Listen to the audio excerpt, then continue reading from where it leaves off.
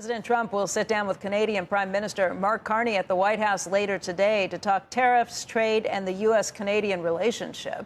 Joining us right now on what to expect is former U.S. Ambassador to Canada, Bruce Heyman. He is the author of The Art of Diplomacy, Strengthening the Canada-U.S. Relationship in Times of Uncertainty. He's also the CEO of Power Sustainable. That's a sustainability-focused asset management company. Yeah. And how's that going, Bruce? Yeah, it looks like the perfect time to dive into your book and what lessons you've put across here. This is the first meeting with Mark Carney since his election. What's at stake, Ambassador? So I think there's a lot at stake on both sides. First of all, we have a brand new prime minister who was just elected. And I think his first real trip into the United States to sit down with Donald Trump to discuss the Canada-U.S. relationship post-Liberation Day, when I think countries all around the world were in shock about tariffs, but Canada in particular has taken this quite seriously. And I think this is an important moment for the prime minister. For the president, I think it's equally important because he has said that he is willing to and able to negotiate individual trade deals with many countries. Here's one he has one with, a trade deal that he negotiated. And so where is this going in terms of trade? And I think the markets have rallied nicely off the low. And as you've mentioned, I think now is a test, and we're going to see where these deals can get done. And I'm really rooting for the president today to actually have a really good day for the United States. I think the markets are hoping for some quick deals. Do you think that's possible with Canada? Well, it's possible. I would say I'm not going into this meeting with an expectation they're going to stand out with a piece of paper waving that they have a deal. But I think it's very likely that these two men look at each other and say, let's do a deal and work on at least a framework so that they can walk away and both countries can sit down and go back to work and figure out over the intervening period of time, what does it take to get a new deal?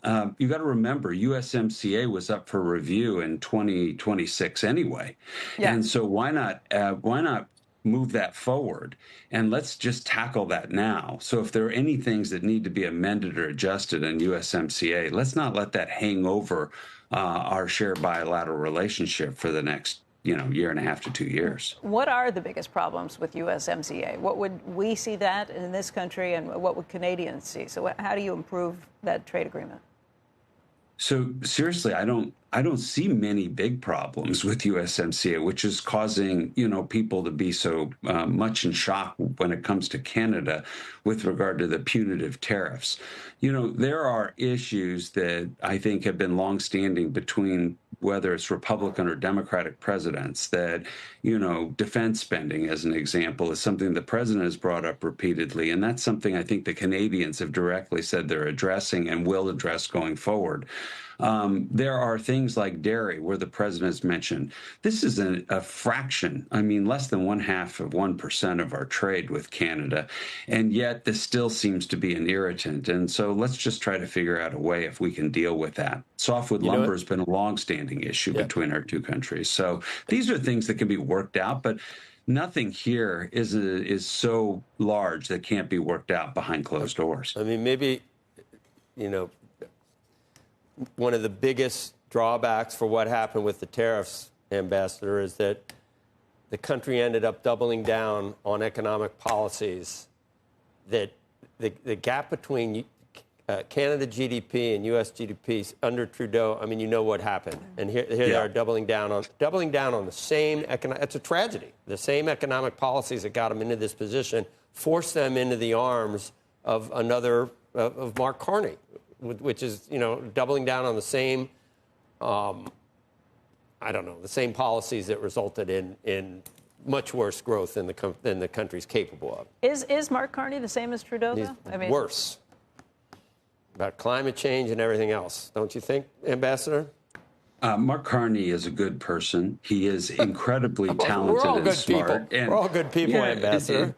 Joe, this is the man that led the Bank of Canada through a deep financial crisis that you all experienced, and we all did. He led the Bank of England through Brexit. He sat on the chairman of the board of Bloomberg and Brookfield. This is a highly talented professional man that I think comes with a very different skill set. Ambassador, we're all nice.